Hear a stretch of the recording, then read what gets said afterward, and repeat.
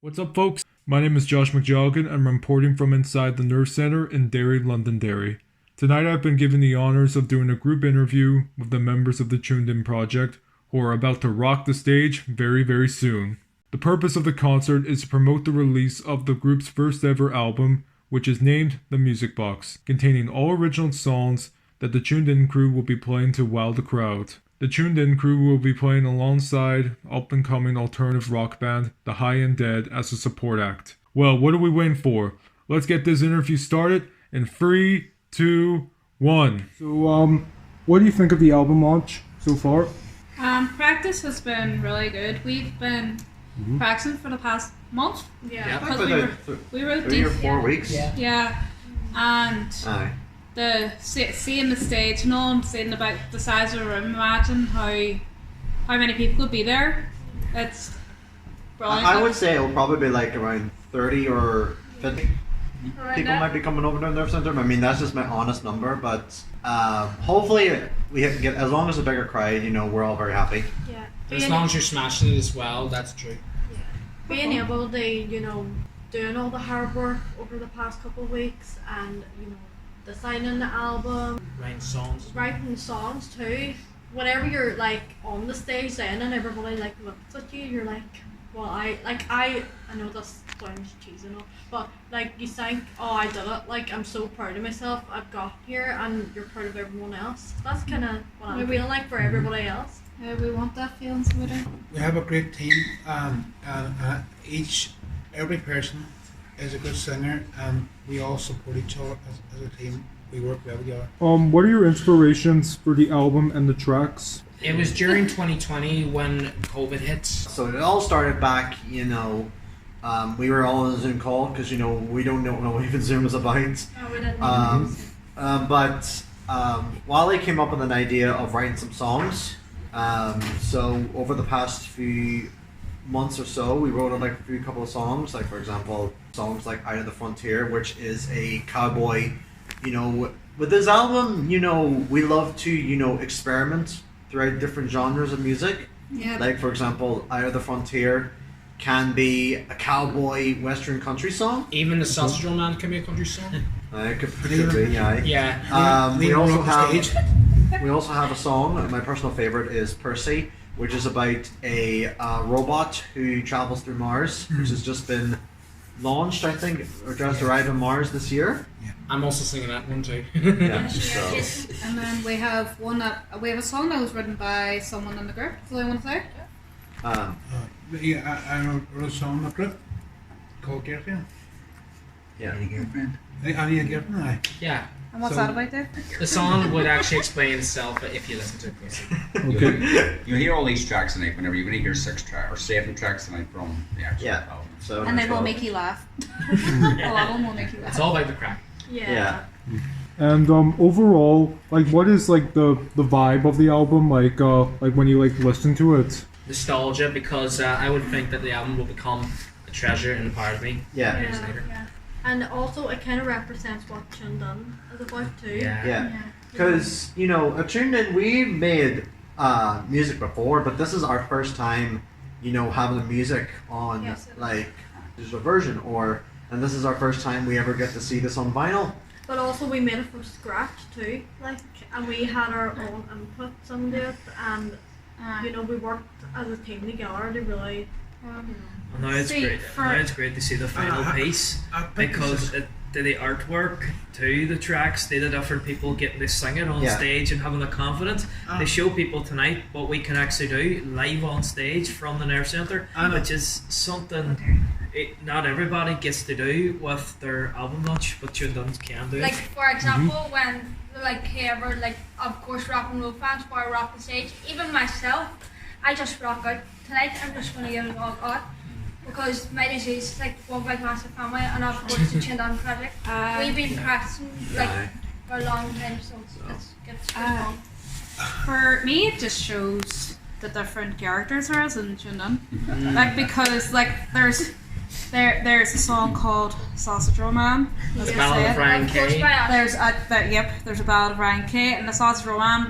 There used to be somebody that brought food they tuned in, and we decided to write a song dedicated to them. And I think today it wasn't food.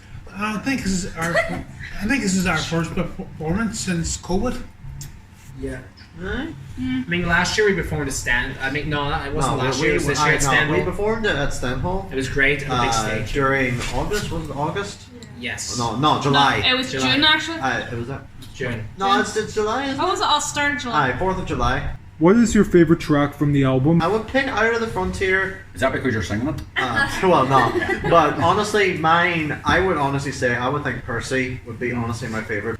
Right, I like Percy too, but I'll say another song that I like, Out the Frontier. What's your favorite song? What's your favourite song, Colin, on the album? Westlife. No, what's your No, favourite no, song on the on the album? album. It's Rock the Stage. Yeah. On stage, yeah. Definitely Rock the Stage. The Sausage Roll Man. I actually don't mind any song. I actually like Percy. Oh, it's Percy? Mine says Lightning in a Bottle.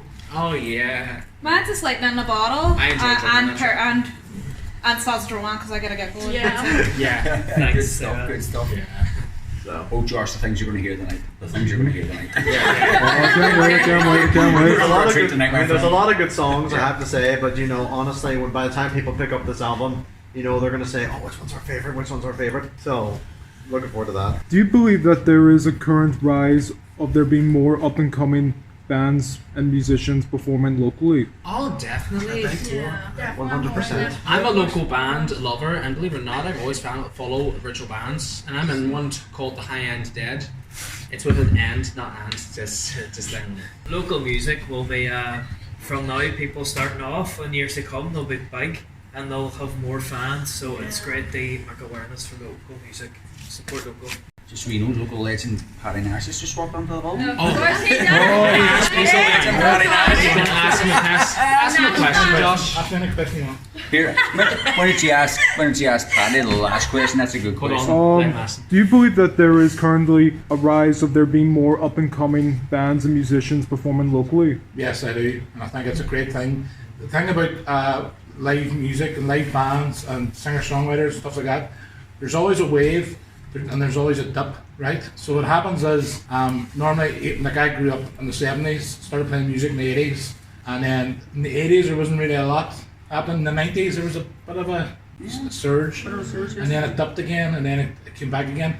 But now what I kind of found since around about 2010, there's been a steady rise in young people learning how to play music and forming bands and staying together and then inspired. Like I work with I'm here in the Nerve Centre with young musicians, and I've seen them now, them young musicians becoming mentors to younger musicians again. Like, so it's kind of one of them things that, you know, that whole saying about you know, pay it forward, or you pay it forward. Teaching the next generation. Takes the next generation, and that's the thing. And you know, music is so accessible to everybody.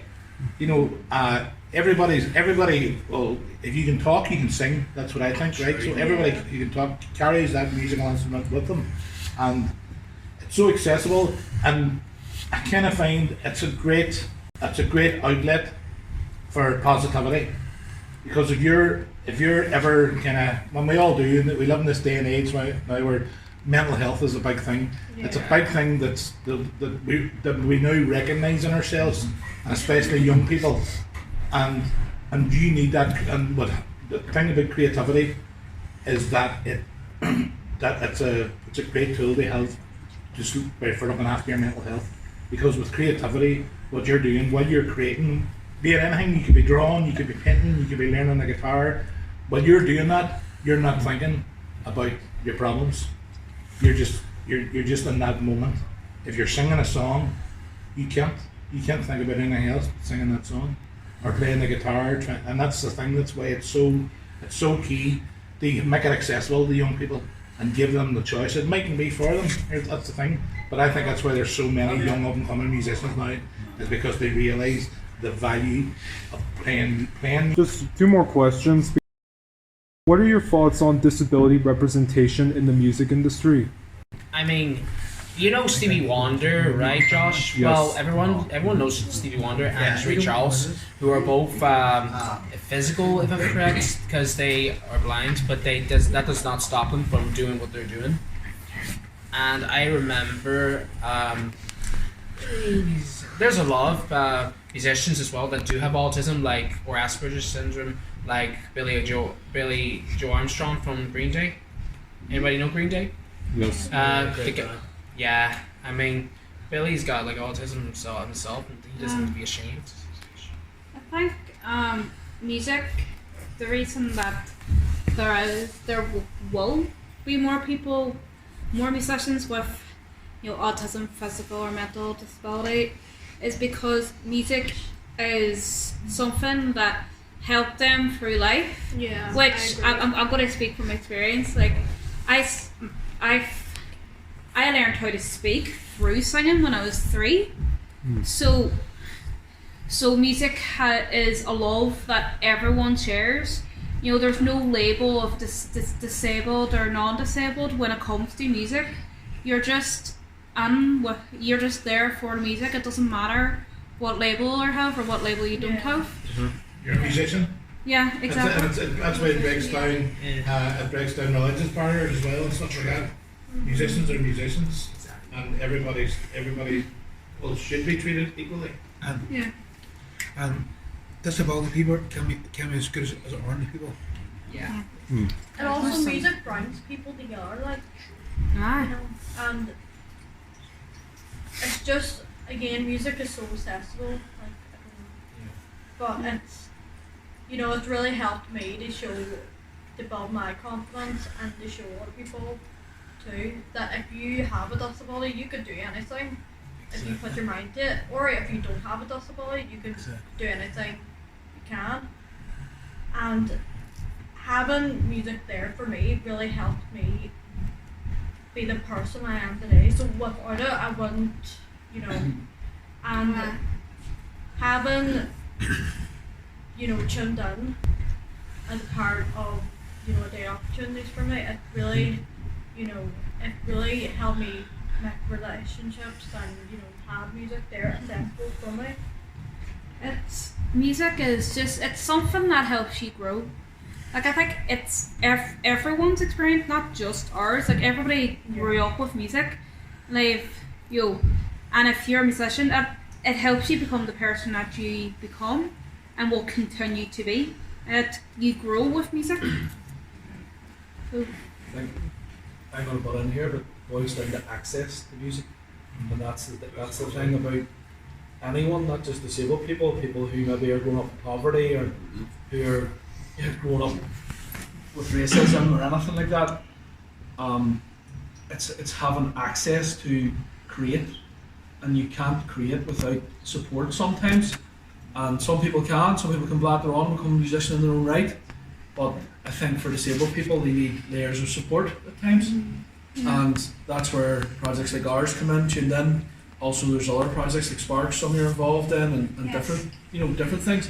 And they all provide layers of support to allow disabled people to be artists in their own right, whether it be, like Paddy was talking about, painting, playing music, just to be creative. And that's the important thing, that there's equity of access to music. And that's what we need to see. Just also access to express yourself too, like. Yeah, exactly. And then all the things you're talking about, about personal development, SG touched on it especially, they know that having access to that music then allows you to develop and make friends and have a social life. And you're here on a Thursday night out playing a gig and there's 50, 60, 70 people up the stairs, waiting to see you. And it's having that access to those forums to work and express yourselves. And it's important that we do that and we get those opportunities. I've been playing in bands for years, right? And the sound check's usually the worst part of the whole thing, because you can't get anything right, and you're not, you're worried about the sound, you're worried about this, you're worried about the show, and you're sound check. I just think that was the most fun sound check I've ever had in my life. That sound check was like a show. I said, you see, if we're half as good in the show as we were in the sound check, we'll be twice as good as anything else in front of us. The sound check, that was the best sound check I've ever been involved with, and that's why, and I'm so buzzing to be part of the night. And here's the thing too, these are all on a vinyl album. Yeah. How does this feel like to be? Sorry for asking the question. How does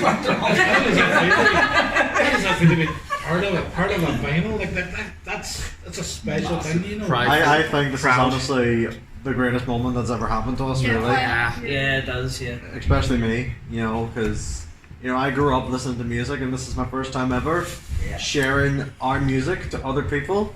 It's just so spectacular. It's also our first gig with all originals. Yeah. It's all original stuff. No covers or anything No covers, else. and it's also your first gig with 10, 15 people all sitting around playing it, and you all got to go and playing in it. Whereas before, maybe it used to be 2 or 3s. Yeah. Now everybody's getting a crack. No, it's like one massive family. Like. And just to ask one last question before you guys go, it's just about the vinyl album. Where and when will the album be available for release and purchase? It's in the Nerve Center tonight. It'll also be available at Cool Disc Records locally in Derry, and you can also order both the vinyl and the digital version on tuned in at bandcamp.com. And it's the final itself is £20 Tonight.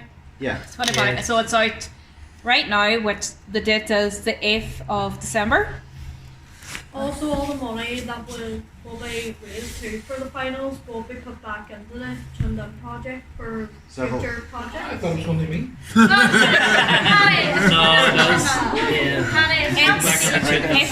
It comes back to us. It comes back to us so we can get more amazing opportunities like this. Yeah. Alright. Okay. Thank you so much, everyone, for the interview. And I hope you have a great show.